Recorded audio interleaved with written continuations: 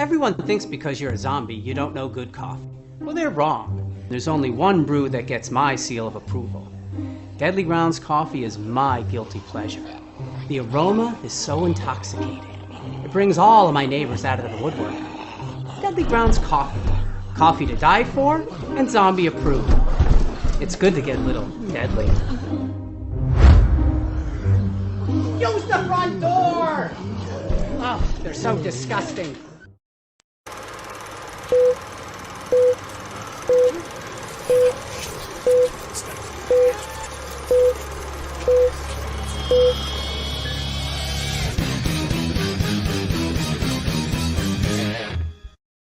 Hey everybody, it's Tuesday night, which means it's another live Wicked Horror Show. I'm Kevin, and as always, I'm joined by Tony. What is going on, people? And Tony, would you like to introduce our very special guest? Sure. The man behind the movie, All Your Friends Are Dead. He's also a comedian, Ricky Glore. How are you doing, sir? I'm doing awesome. How are you guys doing? Thank you for having me on. Yeah, pretty good. So it's like looking at some of your work prior to this, it's interesting to see the crossover. So we definitely have some questions about that.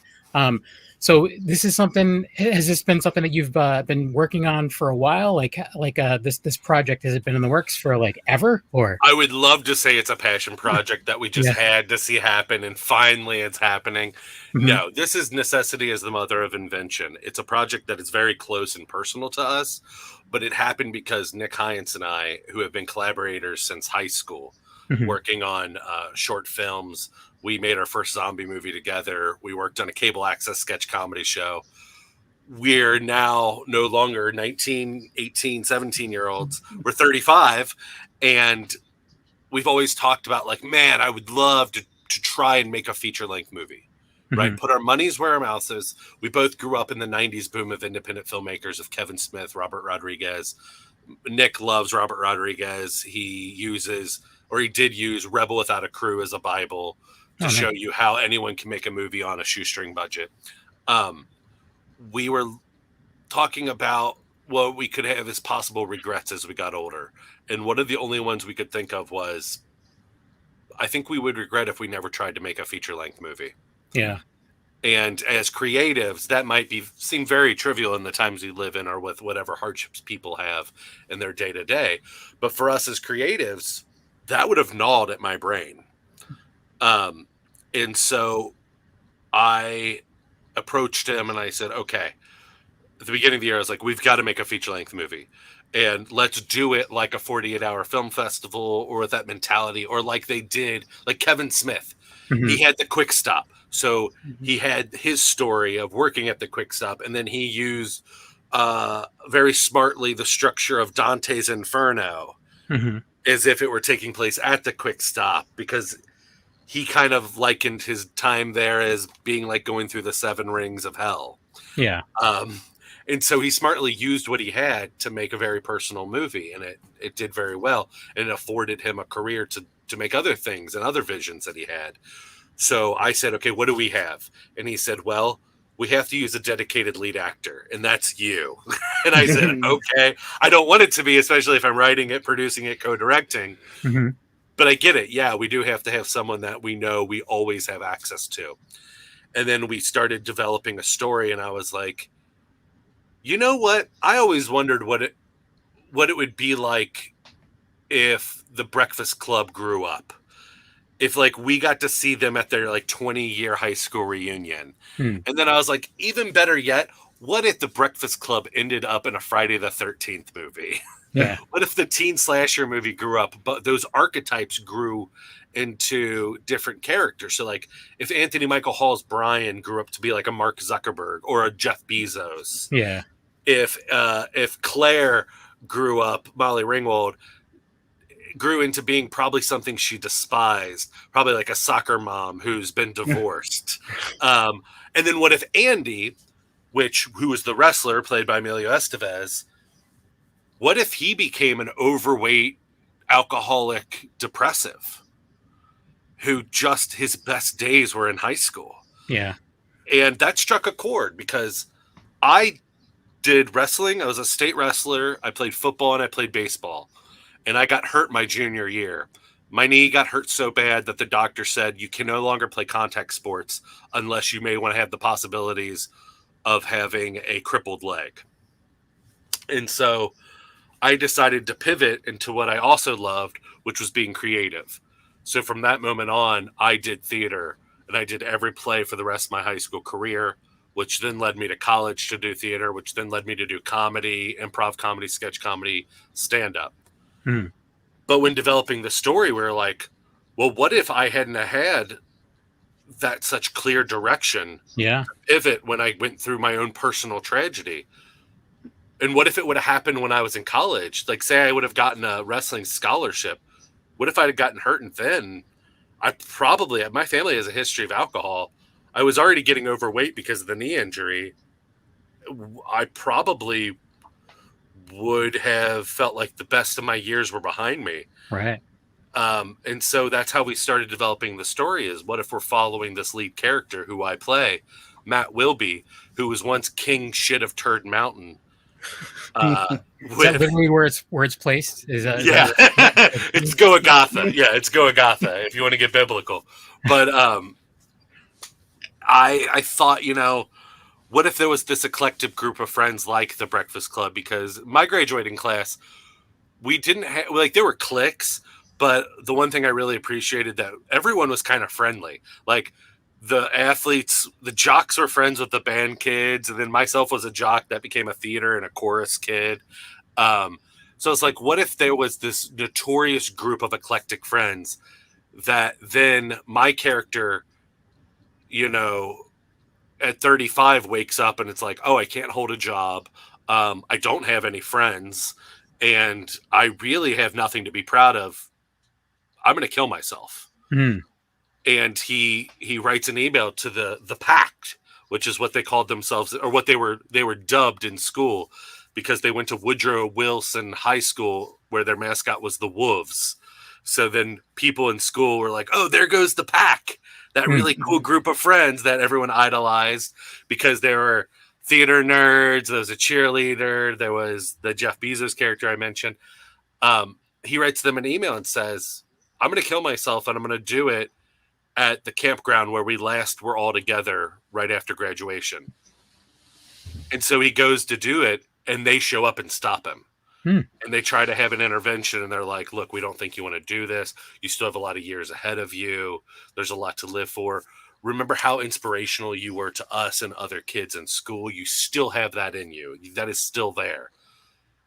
Unbeknownst to all of them, while this is happening in this secluded camping area, there's an escaped mass serial killer who's ready to pick them all off one by one, which makes Matt, our lead, have to really confront, does he want to live or does he want to die? And I think the spoilers are there. The movie's called All Your Friends Are Dead. Right. That's figuratively because they're all dead to him because he hasn't seen them in so long. But it's also because in the middle of the movie, they all get killed. And the reason why I say it's not a spoiler is because another thing that Nick and I did when we were talking about the structure of the story and the narrative is I was like, man, we're going to do an outdoor woods slasher movie. And I always remember how disappointed I was with Friday the 13th movies, that the best part of the movie was the last 20 minutes when shit really got bonkers and the gore really got big and the action was cool. I was like, man, what if we did that in the middle of our movie? And then we took a turn and where people are going to see that middle and they're going to be like, well, okay, you just killed everybody, every character that I cared about. Where could this movie possibly go? And then him and I developed like, well, where normally this movie would end, what if the cameras stayed rolling? What would then happen? And then we came up with this. If the third act, big action piece, gore, kill scenes that normally would happen at the end of the movie happen in the middle, we then did that again in the third act, but timesed it by 2. So it gets even crazier with the kills, crazier with the gore, and goes in a way that narratively makes sense, but one that we think the audience, even as savvy as horror fans as they are, won't see coming. Yeah. Well, that's cool. I mean, because like going back and like even listening to some of your stand up, because I like to try to find out as much as I can about someone before they come on. And you mentioned '90s horror in your stand up, and so I mean, obviously you're a fan of it. So I mean, I'm a fan of a lot of the stuff that you mentioned as well, like Robert Rodriguez and Kevin Smith. Like I'm 10 years older than you, so I'm a little jealous of your high school experience because mine was definitely not that way. Well, you're my brother's age, who, Okay. if you listen to my stand up, he exposed me to a lot of those Quentin Tarantino, American Beauty, Kevin Smith. Like when he came back home from college, his first year, he graduated in '99, so he's still a little younger than you. But he had 2 VHS tapes. One was Chasing Amy, and one was Dogma. Oh wow. And my brother hadn't come out of the closet yet. So he handed me Dogma, and he's like, I think you'll really like this. And then he handed me Chasing Amy, and he's like, I think you will one day really like this too. And as it turns out, I loved both of them. And actually, there was this resonance for Chasing Amy that I was really drawn to, of how personal it felt. And then a side tangent about horror, when my brother did come out of the closet and was gay, our family was very supportive. There's a lot of emotions to deal with that, but like nothing of like, oh, he's a different person, or oh, is it an illness or anything. Like nothing was that. It was just we were sad, I guess, because of everything that was portrayed to me as like being gay was like an Eric Roberts movie, like It's My Party, then where everyone dies of AIDS. And like, it was always very depressive. So I think I connected the two. But the first thing that me, my dad, and my brother did after he came out was we watched Nightmare on Elm Street 2. And this is like 2001. So it hadn't had the retrospective that it has now. Right. Of now that's what it's known for. And so we're watching it. And like 20 minutes into the movie, my brother Eric goes, man, this is really gay. And we started laughing and we're like, holy shit, it is. And then we just started enjoying that movie in a way that I never had before. And I actually started appreciating it, because I used to think my two least favorite Elm Streets were 2 and Freddy's Dead, because they deviated so much from the original, from the other movies. But then seeing it through that lens and picking up on all the context clues and the subtext was really one of the first times I started examining horror movies for why I fully enjoyed them to their full extent. For a lot of, different social commentary things that exist in some of our favorite horror movies. Yeah. Just real quick, I just wanted to point out Sergio's in the chat room. He's one of our regulars. He just wants to say hi. So hello. Hi, Sergio. And then Jason, is it Irvin? Jason Irvin is the head of makeup and special effects for All Your Friends Are Dead. Oh, nice. And if you look him up on IMDb, him and another member of our team, Cheyenne Wright, have an amazing pedigree of films like Haunt, which was written by the couple that did A Quiet Place, Candy Corn, Hillbilly Elegy, Notzilla, Terror Trips, USS Nightmare in Northern Kentucky, which is one of the most famous haunts in the United States because it's on a boat on the Ohio River. Oh, nice. Our makeup team's amazing, and Jason's been with me since my short film Call, which they just keep winning award after award for special practical effects. Nice. And he was pointing out that your description of the movie sounds like a Hallmark love film, which I agree. Well, I mean, it's because he's busting my balls, because he's actually one of the friends that gets killed in the movie too. He has a part in the movie. Yeah, we were actually we've had people from Haunt on the show. So Damien Maffei was on before, and there's other times he was supposed to be on and then he couldn't.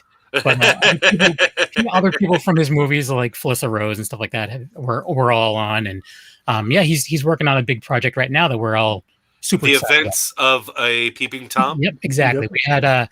We had pretty much everyone else except for him. Fearman. Yeah, we had a whole bunch of people on one show. It was a clusterf, let me tell you. That is I think the crowdfunding for that, the Indiegogo, is closed, but that is definitely one that I supported and shared. Because again, they're doing something with the genre that is very akin to like Alfred Hitchcock, but with a new feel. And it's a soapbox that I'm on right now, and I'll say it now, and then I'll hand the show back over to you guys. I won't railroad and talk forever. But horror fans love to be the first ones to complain about Hollywood regurgitating ideas and making remakes and reboots. But then horror fans are also the first ones that when they support an indie crowdfund, it's for a fan film of regurgitated ideas and iconography and IP. So movies like The Events of a Peeping Tom, movies like All Your Friends Are Dead, contributing to art like that is how you get to see new and original ideas in the horror genre. And that's what we're all about. We're all about, like, because we've all seen way too many horror movies. Like, I watch Shudder like it's Netflix. I watch it almost as much as I watch Netflix. And I'm constantly looking for something original and different. And unfortunately, I mean, not unfortunately, because there's a lot of stuff on Shudder, but a lot of the foreign horror seems to be they're taking risks right now. And then in the US, it's all the independent, the people that are like for real independent, not making, like, I don't know. Like this, talking about the regurgitation, there's a ton of it. And we've seen some really good independent, smaller budget horror movies that they're not breaking any new ground at all. They're just doing it very well, which is good. But at the same time, too, take some risks. There's an art form that there's plenty of horror movies that are artsy that aren't saying a bunch, where it's nice when you can see a movie that is saying something new and original and have that art kind of cross over. I think I'm okay. I'm done seeing movies that are set in the 80s as far as horror movies go. I'm good. Like, I'm good with the synth. Like, you can play on new versions of the synth for your new movie. A lot of times it's part of my new hour for stand-up.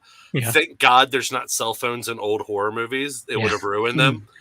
Because the first half an hour of new horror movies, and we're culprits of it too, except for it happens later. And we worked it into the narrative of figuring out a way to get rid of the cell phones. Right.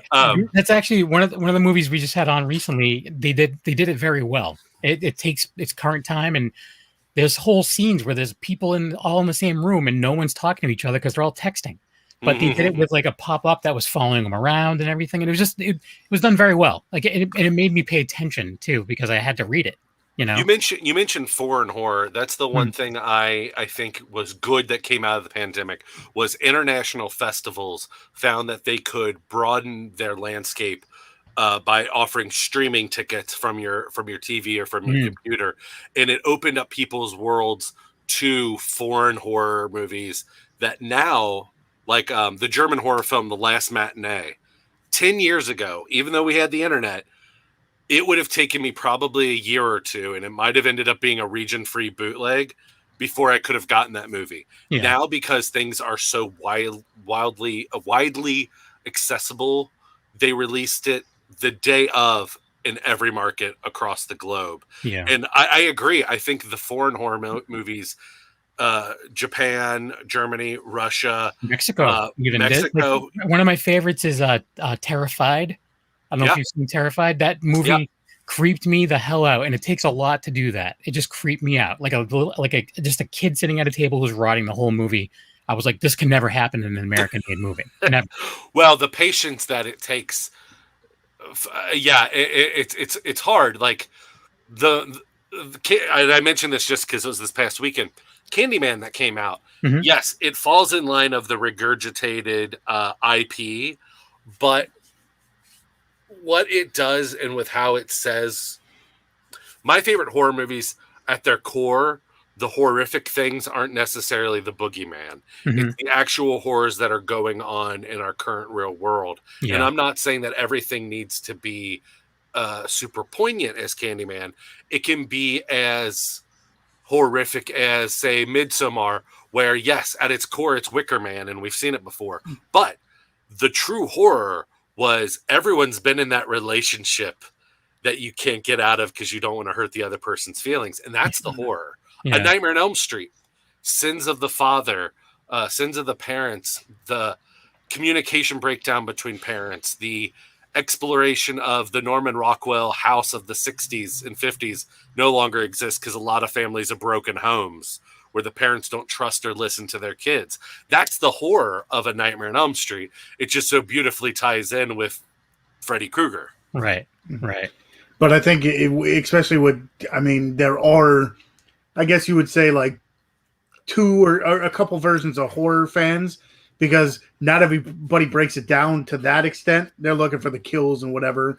But coming back to the pandemic, not only foreign films, but I think indie films in general, because not many people had their eyes open for indie films. They were always going for the bigger budget films. Mm-hmm. So the fact that none of them were actually being made, that's pretty much all that there was Shudder or Netflix mm-hmm. or, more independent stuff. So now I think, it might, people's eyes might have closed a little bit on the indie, but it's still there a little bit wider than it was before, because no one knew, like, I'll do like reviews or stuff and they're like, oh, I never even heard of that movie. Mm-hmm. They're like, where'd you find it? It's like, I did a little not even a research. It's just, you just look at different pages and you'll find it. It's not like it's, right. hidden so far away. Now I think people are keen to, look different places for something new. And So there's more places now to look too, yes. Like with the streaming. Like I'm a big fan. Like we're both fans of physical media completely, as you can tell behind Tony. But at the same time too,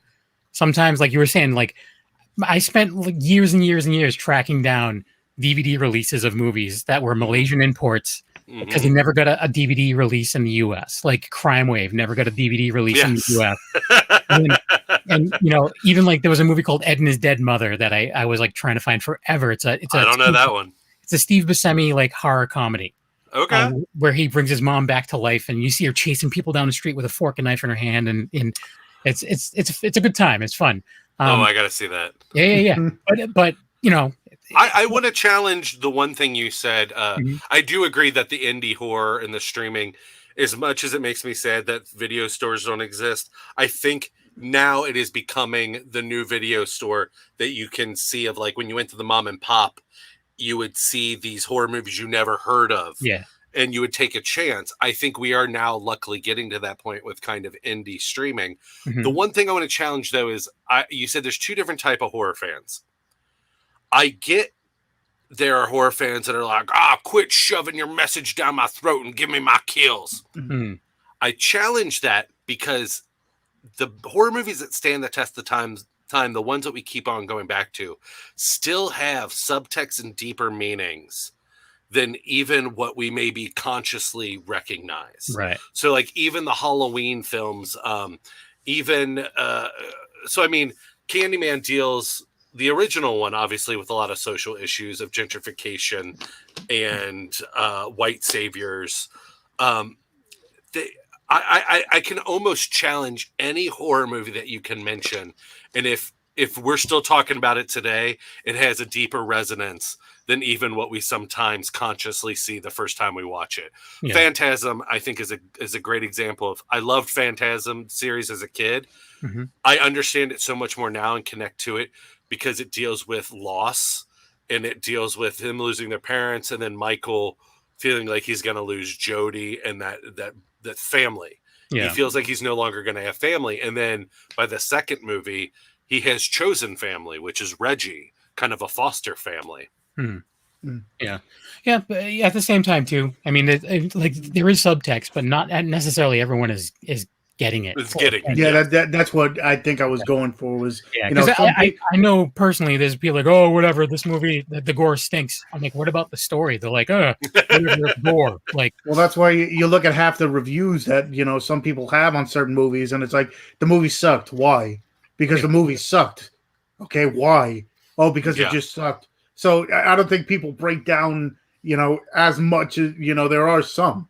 But like some of the movies that I watched when I was younger, just like the Killer Clowns from Outer Space, you got like Garbage Pail Kids and stuff like that. Or I mean, I still watch them and still like have a fondness for them, just because when I was younger, that's what I watched.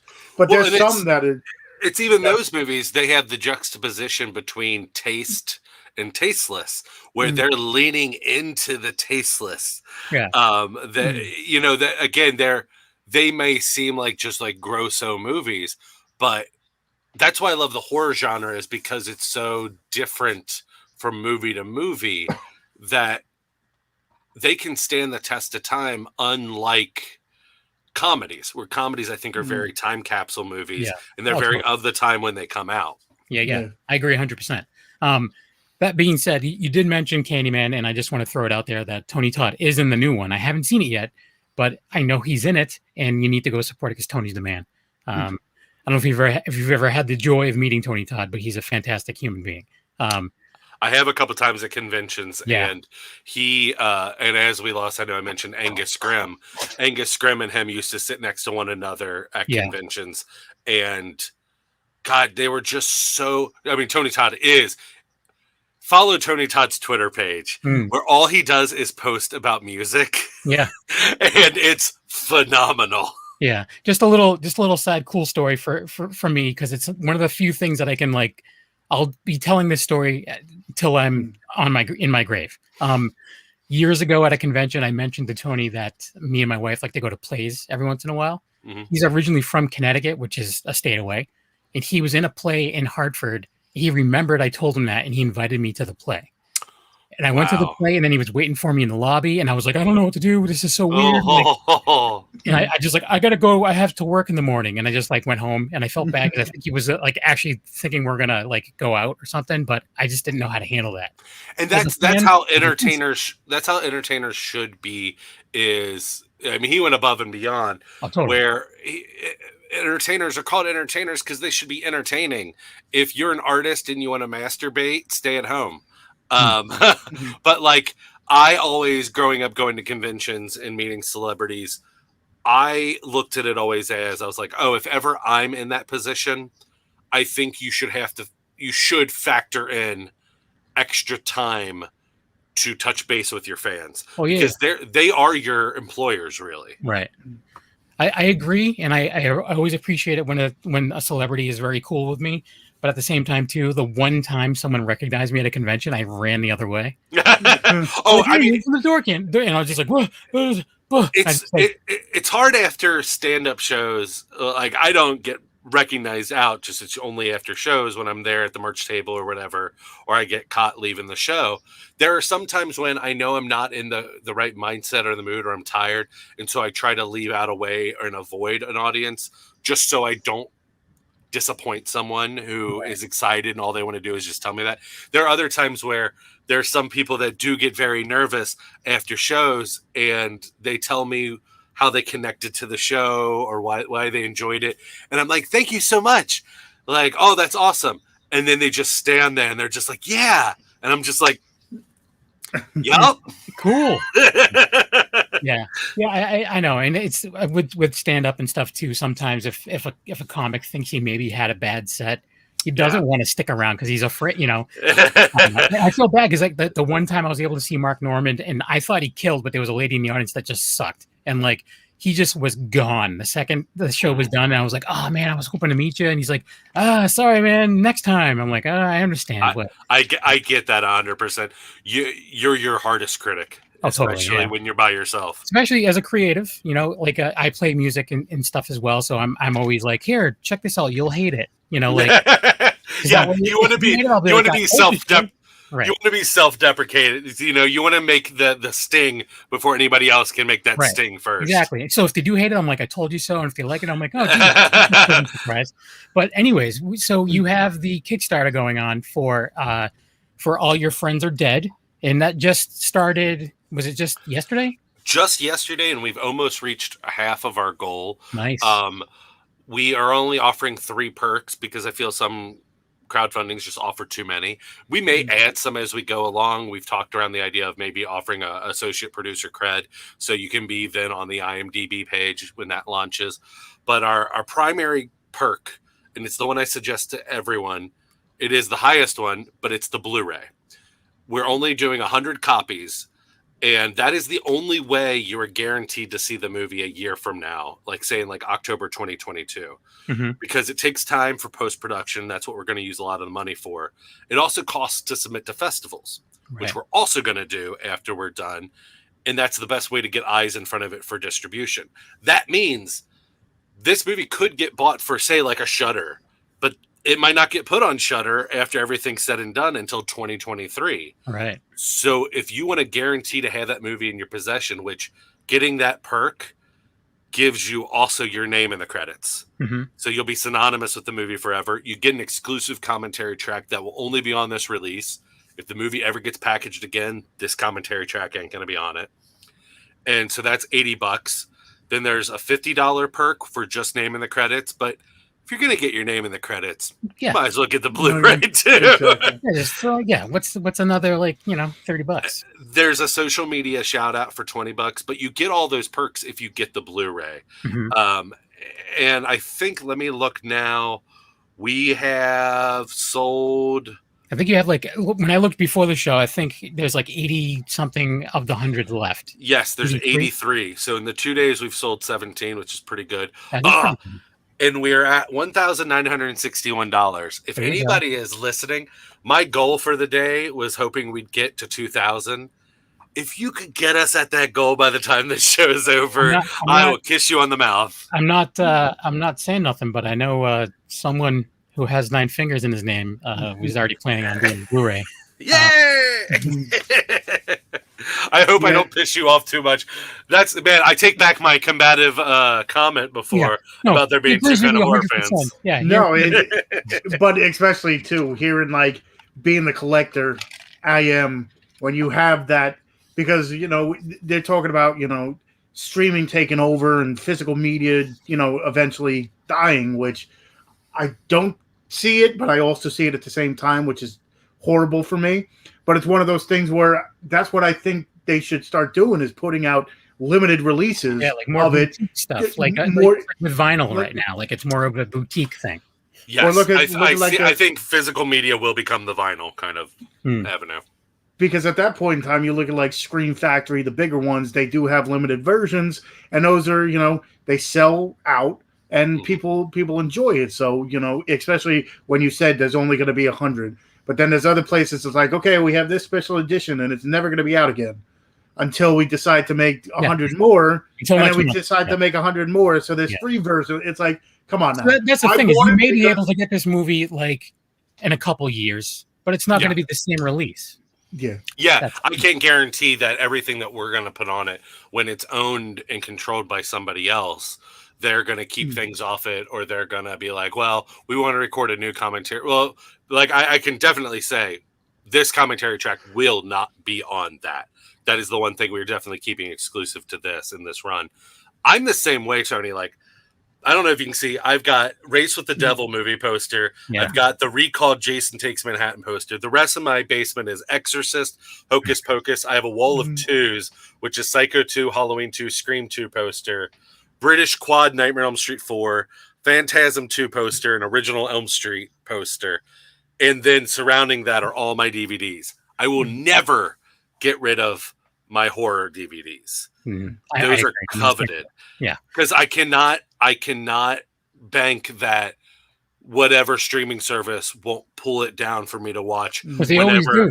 They always do. Yeah. Whenever I want to watch Prom Night 2, Hello, Mary Lou, I want to be able to go downstairs, grab it, and pop that sucker in.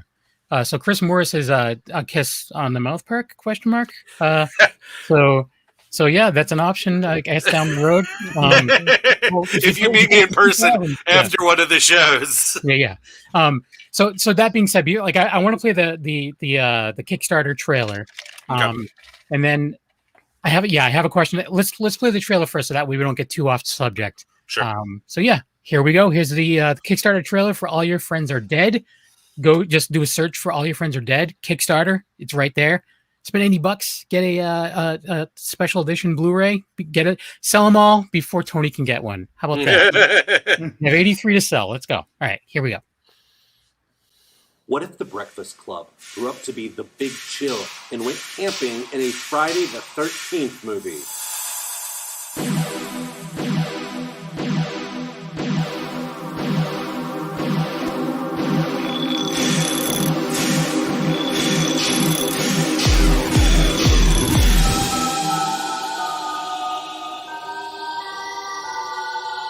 Like it or not, we're not going anywhere. Hi, I'm Ricky Glore. And I'm Nick Hyance. And we're the writers and co-directors of the upcoming indie horror film currently in production, All Your Friends Are Dead.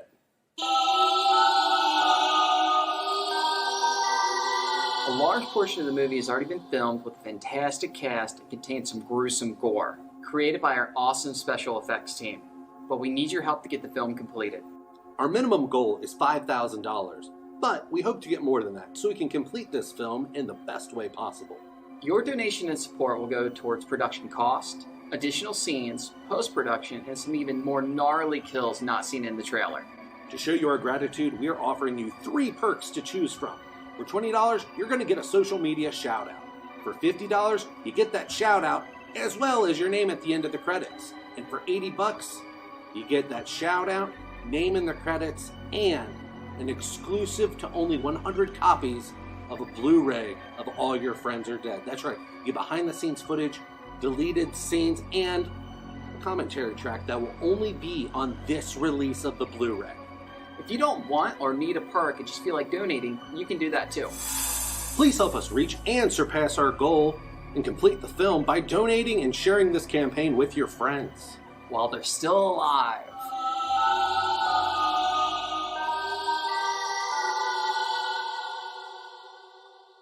What are you doing? I'm the only person that lives. Why can't I die?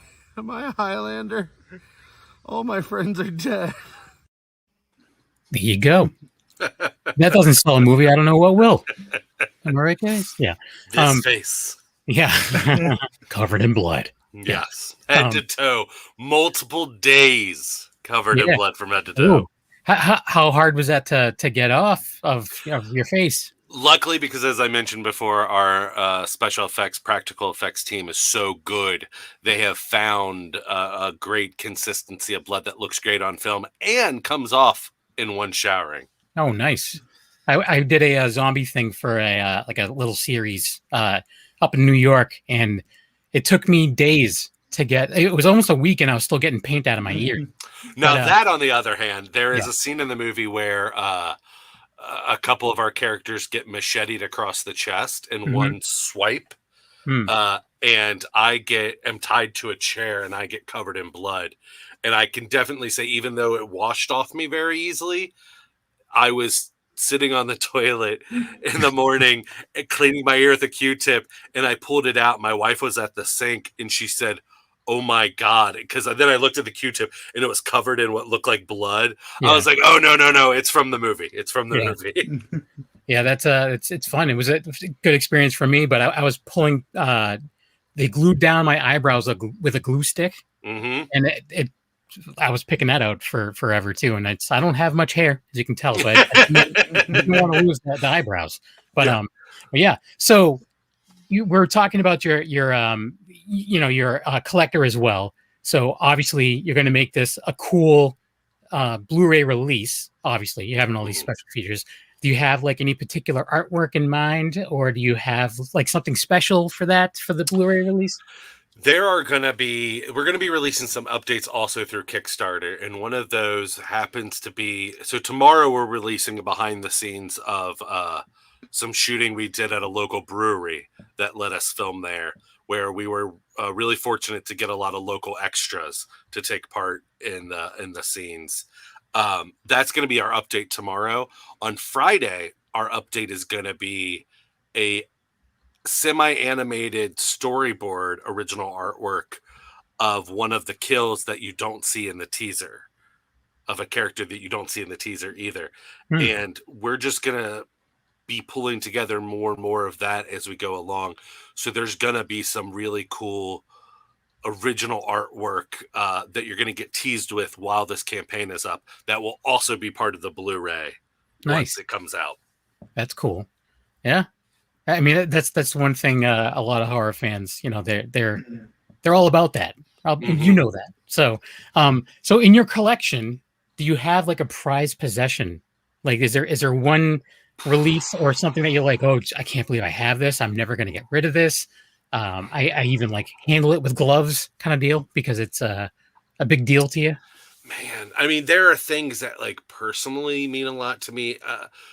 Having an original Elm Street poster that is about mint condition. I love that artwork. I mean, I love the artwork of the original Elm Street. I had the British Quad of Part 4, which is the Craven Diner, the Grant Humphreys original artwork that they did in England, just for England, where it has the stained glass circular window. That's pretty rare.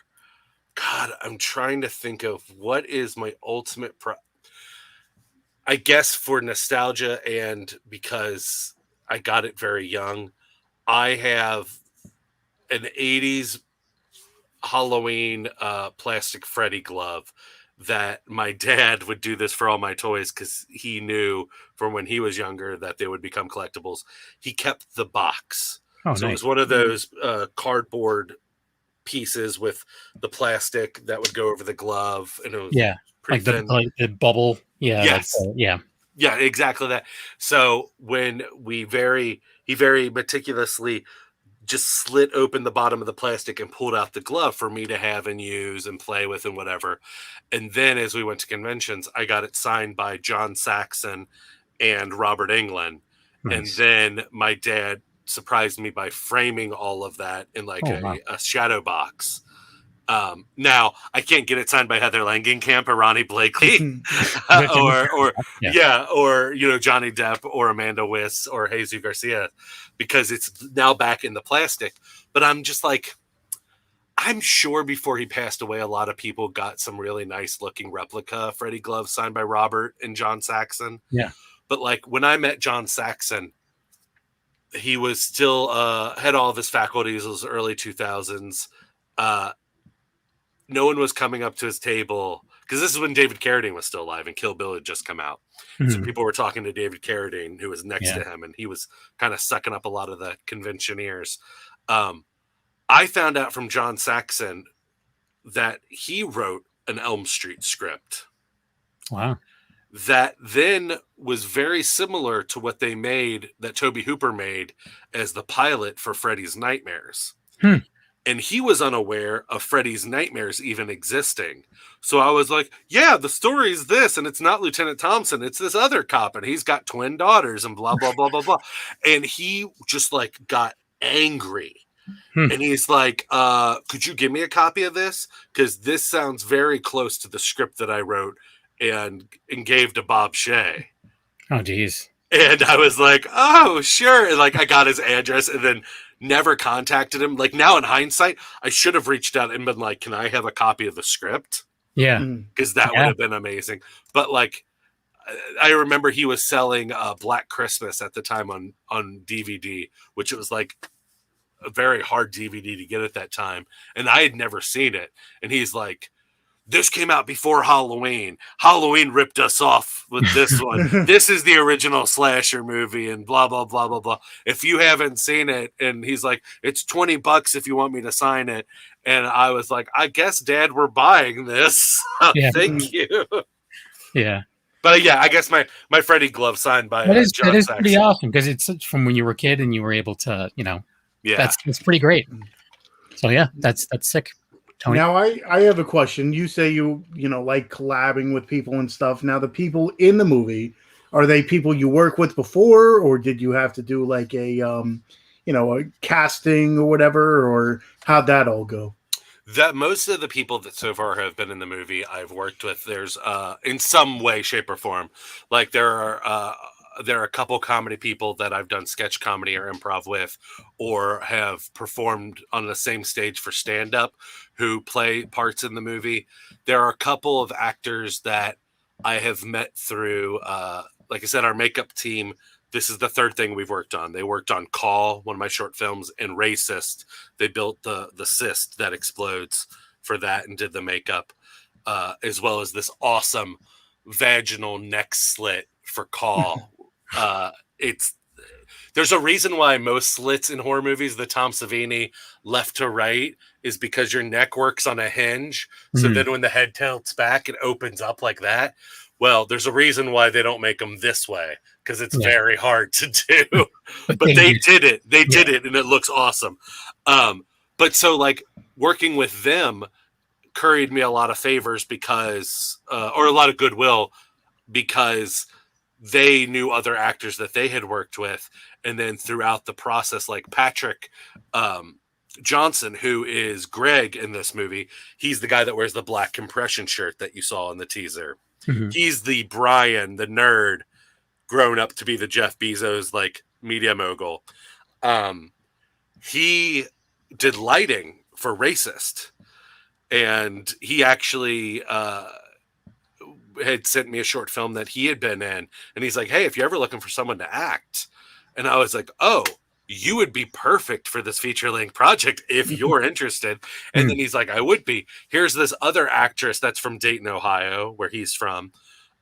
He sent me her demo reel, and I hadn't worked with her before, but I watched it. He's like, if you think she'd be good for a part, and I was like, oh yeah, if she wants to, like, she's in. So I really didn't have to have auditions, because these talented people kind of fell into my lap and were weirdly perfect for their parts. One of the things I asked of everybody once they were cast is to send me some high school photos and some yearbook photos.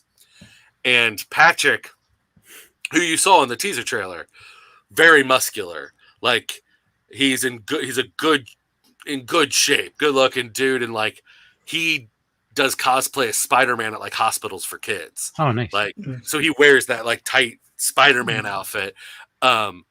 I was like, okay, send me a picture of you from high school. And he knew the character was a nerd because he had read the script at that time. And he sent me the picture. And the picture, he has a ponytail, those big nerdy glasses with the double bar or whatever. And he's like, how did you know that I was a nerd in high school? And I was like, I guess it was just a feeling. Yeah.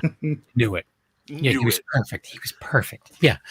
I don't know. That's pretty awesome. So it's the Kickstarter is a 30-day campaign. August 30th till September 30th. Yep, at 11 o'clock. Nice. And right now, like, you were at a little shy of 2,000. We're hoping to get it. Yeah. Where are you at? I thought we were going to get past it.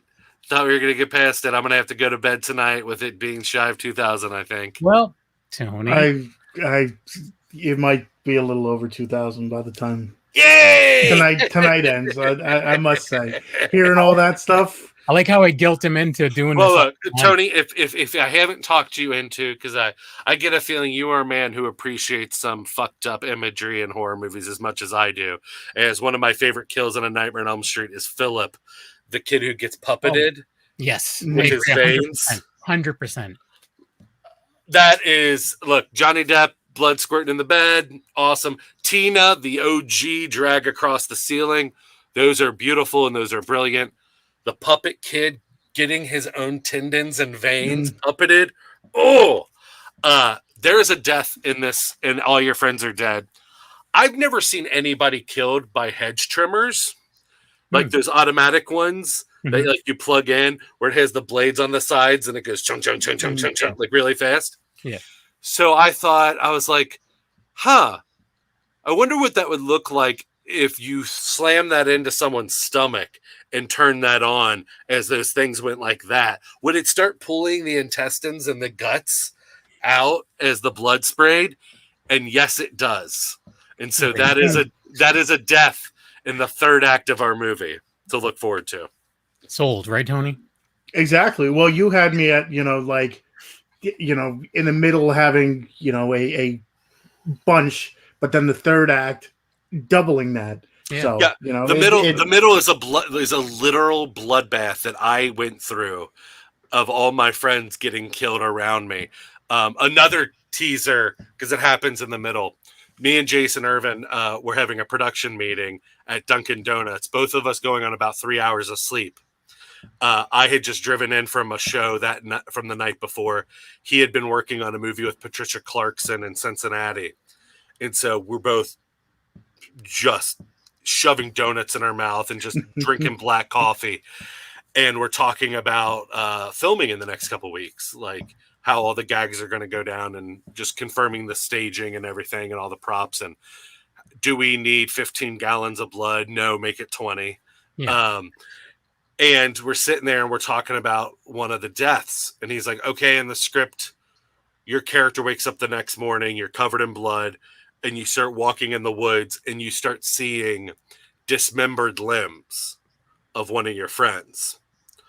And he's like, I had a different thought. What if you see dismembered limbs, but then you see, almost leading you like a trail of breadcrumbs, his entrails leading down the path? and it leads up to him with his guts hanging out, cut in half by a chainsaw, very much in the sense of like Lieutenant Rhodes in Day of the Dead when he gets pulled apart by the zombies on the ground. So he's just laying Choke there. on him. Yes. And they're just pouring out of him. And he pulled out this napkin and just started doodling. And he's like, this is how we'll do it. We'll dig a hole in the ground. We'll put plywood over him here. We'll put the guts over here and blah, blah, blah, blah, blah. And he's going through all this. And all I can think of is, cool. Is this going to cost us anything more in the budget? And he said no. And I said, you can 100% do that. Yeah. That sounds great. And then the worry was the lady from Dunkin' Donuts just overheard all of this and she's called the police. Oh, even better. So the mask that our mask killer wears, he's an escaped mental patient from a local asylum. He's wearing the scrubs of one of the nurses that he killed to escape. Yeah, you guys are having this conversation at a coffee shop. That's awesome. Yeah. American runs on Dunkin' and serial killers. And murder, yeah. And murder. I had the mask because I was giving it to Jason to weather, to make it look good on camera, to look worn. And so the mask is an old-timey, it's a bit archaic now, but it's a sensory deprivation mask, which is more commonly used for bondage, kink play nowadays. But I was looking for something unique that hasn't been used before. And it's a white leather hood with a zipper down the middle that when you zipper it up, and there's straps, almost like it's like a straight jacket for your face. Because what it does is it completely cuts off all your senses, your hearing, your smell, and your taste, and you can't bite anybody. That's why they would use it. Because when you unzip it, there's another brown leather mask with the mouth and eyes kind of covered, which we cut open for the actor. And when that hood is kind of zipped up or unzipped, it looks like that dinosaur from Jurassic Park that spit the venom. The Velociraptor. No, not a Velociraptor. It's called a spitter. It's a spitter. I know you. I used to call it Velociraptor too until some asshole who was a Jurassic Park nerd was like, wasn't it that Loposaurus or something like that? It's a long name that no one can you're pronounce. The asshole, Tony. Jurassic Park happens to be one of my favorite movies. But it's the one that kills Newman from Seinfeld, right? We can all agree on that. Yeah. So I had this mask. And so, like, Jason is not a small guy either. Jason's like 6'4", a bigger guy with a beard. We're both tired as hell talking about murder. And then I'm like, here you go. Here's your kink bondage mask. He's like, oh, I already brought one. I already have it. So my bad. I didn't mean to impose and think that you didn't have one. That's pretty great. Yeah, I would love to have just been a fly on the wall. It was at Dunkin' Donuts. I'm sure there was plenty of flies on the wall. Hey, Dunkin's are classy, okay? Yeah. All right. You're from Boston. I would think you'd show a little bit more appreciation. Well, yeah. It started in Quincy, and I can tell you right now, the ones in Quincy are hot garbage. A lot of bad ones. I have plenty of stories of just seeing like big mounds of ants at a Dunkin' Donuts before, but that's back in the day. Anyway. Oh yeah. Way back in the day. Yeah, 4 months ago. Yesterday. I'm not a coffee drinker, but if you want really good coffee, you got to go to Deadly Grounds Coffee. Yeah. That was a phenomenal opening trailer. I love that. Yeah. It's legit. Like we were buying this coffee at conventions, and he was like, "You guys buy so much, we should work with you." So that's how that happened. So, anyways, go check out Deadly Grounds. If they want to give All Your Friends Are Dead some funding, I will put Deadly Grounds in the movie. I'll send a message to Tom and see what he thinks. It'll be our Red Apple, like Tarantino has the Red Apple cigarettes. Yeah. That'd be Deadly Grounds. But yeah, so go to the Kickstarter. Is there like just Kickstarter? Do a search for All Your Friends Are Dead. Go to Kickstarter.com. Yeah, if you start typing in all your YOUR, not YOU apostrophe RE, just for the grammar freaks. Your friends possessive are dead. It'll pop up. You'll see a girl. You'll see that mask getting her mouth covered by a black surgical glove and looking terrified. That's the one you're looking for. And it's also if you're listening, or if you're listening when it comes out next week, or if you're watching now, the links are also in the description. So you can always just click on the link there and brings it right there. And also your particular links are in there as well. So we're Tony and I are both like fans of stand-up, and he's a fan of horror comedies. So this is right up his alley. He told me before you came on that he was watching a bunch of stuff and he really liked it. So there you go, Tony. Yeah, that's another reason to support. But the other thing, I mean, you mention all the time, you were saying, it's not really a passion project, but it's one of those things where it's like you wanted to do it, and it's like you kick it. Like, that's one thing we always talk about whenever we have people on, and we love having people on who are like indie, independent and stuff, because, when we talk about movies, it's because we love them. And it's one thing that if we had the balls, I'm sure we would make more money, we would make it ourselves. But it's like taking that next step is those what are we've all never done. Those are all the things that like Nick Hyance and I we kept on going through. One of my favorite quotes to bring back Kevin Smith is he says, "There's plenty of why people in the world. Be a why not person." Mm-hmm. So like constantly we were making excuse, and I'm not saying you guys are making excuses, but like we would always be like, "Oh, but you know what? If we made it, it wouldn't look as good of like a real movie," or like, "Oh, we couldn't do this or we couldn't do that," or "What story do we have to tell?" Until like push came to shove and we came up with this story where like, oh, we both are emotionally connected with it. So where the characters don't just feel like lambs to the slaughter. I mean, they are because they get brutally murdered, but you have some connectivity to them where they're not just disposable Friday the 13th characters. Like there's some pathos that go into it. So like while you're watching it, their murders genuinely affect them. They're victims, not just kills. Yeah. Which we also talk about a lot, where that's what we want, as opposed to we want to have a little emotion behind it, and we want to care about the characters a little bit. Exactly, story building a little bit, because if someone dies that you don't care about, it's like, okay, it was a cool death, but don't get me wrong. I like a lot of movies that are just violence. I mean, they're fun. They just have them on in the background. But I also love a slow burn. I love a movie that makes you think, and so it's a good. We have to have a combination of that stuff. It needs to be more of it. Even in Friday the 13th, I think it is Friday the 13th Part 2. The character that's in the wheelchair. Mm-hmm. There's not a lot of character development, but I think immediately the psychology of having him in that wheelchair, you are already connected to him, where you're just like, well, they're not going to kill the guy in the wheelchair. Right. And then they do. And then they add insult to injury. And he macheted in the face, bounces down like the longest Chris Farley steps. Yeah. And I always know that stuck out in my mind, because I was like, man, that's brutal. Yeah. And it's so interesting that even though he's not a super well-defined character, but you are that more sympathetic to him just because of his disability of being in a wheelchair. Right. As opposed to the way the Texas Chainsaw Massacre did it, where you hated the person in the wheelchair. Franklin. Yes. That's, I don't know that dude. It's my favorite horror movie, but at the same time too, I loved seeing that man die. How amazing is it that in actuality that movie has almost no blood? Yeah. And it was banned in multiple countries for a very long time. Yeah. A Video Nasty, you were saying about Passion Project and stuff.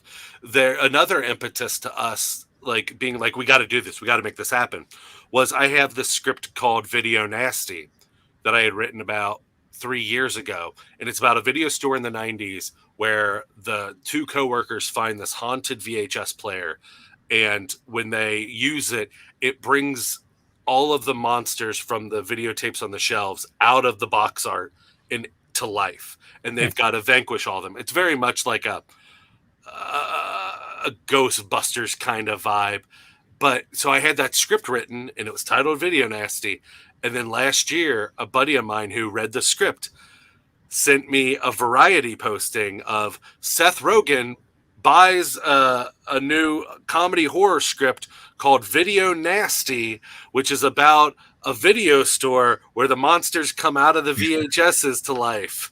And I was just like, Great minds. Oh, I was like, great minds think alike. I need Yeah. to start making my things. Right. Because I'm tired of seeing shit like that happen. Yeah, where I don't. thinking, yeah. It Yeah, happens. I'm not wearing a tinfoil hat, being like, "Oh, they gotta stay out of my brain." Yeah. But I'm like, of course, because I'm of the generation, as like you are too. Even with being 45, there's that crossover where we are fans of these things, and I'm gonna start seeing more things like the ideas I have come to fruition unless I start making them myself. Right. And that's good. I mean, it's, we definitely want to support that. So it's about time we got to wrap things up. So where would you like people following you? Like, and also you mentioned a few shorts that you have. Are those available to watch anywhere? Oh, did I not send them to you guys? I don't think so. Oh, my bad. Well, they're not readily available. I have shared them to a couple different outlets for review. They're mostly in festivals. Call, my first one, was filmed right before the world shut down last year. That is very much in the style and vein of like a 70s giallo slasher mystery movie. And the second one's called Racist, which is my way to... It's RACYST. It's about a man who throughout the day deals with internal racism where it bubbles up and manifests into an actual cyst. So it's my kind of David Cronenberg body horror attempt with social commentary. They're both in festival circuits, both doing well. Call probably in December after the first of the year. It'll have made its rounds at the festivals. I'm going to make it viewable on YouTube. Call will probably be after the first of the year. But if you follow me on Twitter at Ricky Glore, that's RICKYGLORE, or on Instagram at Glore Ricky, you can see updates for All Your Friends Are Dead, links to that, links to my comedy where I'm going to be live, because I do have some dates coming up throughout the rest of the year. And eventually you'll see me post links to those short films. Nice. Yeah, I definitely would love to check those out. I will send them to you. You know what? If you follow me on Twitter and you DM me and say I want to see, not just you, but I'm saying anybody listening, and say that you want to see them, I will send you the link to view them. Nice. That's awesome. So go follow him. Everywhere he said. Go to the Kickstarter, support that. And Tony, where can people find you? You can find me at Tony Has Nine Fingers on YouTube, where I do movie reviews, unboxings, anything movie related you'll find there. Tony Has Nine Fingers on TikTok, which I do reviews and stuff. No twerking or anything like that. No sexy dances. Yeah. No, none of that. Hey, listen, I don't want anybody to go blind. I don't want to be sued. Tony's Movies on Instagram, where I show off the movies behind me. And of course here, Tuesday nights, 9:00, for the Wicked Horror Show. Kevin. A Knuckle on Instagram. Besides doing this show with Tony every week, I also do reviews with the 13th Wolfman over on the audio side. And I'm part of Black and White Fright and Secret Underground Hideouts, all of which are on the Dorkening Podcast Network. Go to thedorkening.com for more information on that and all of the other shows. A lot of shows on the network. Thanks for listening, and go support indie horror or comedy horror or whatever. Indie film in general. Yes. All right. Have a good night, everybody. Goodbye. Thank you.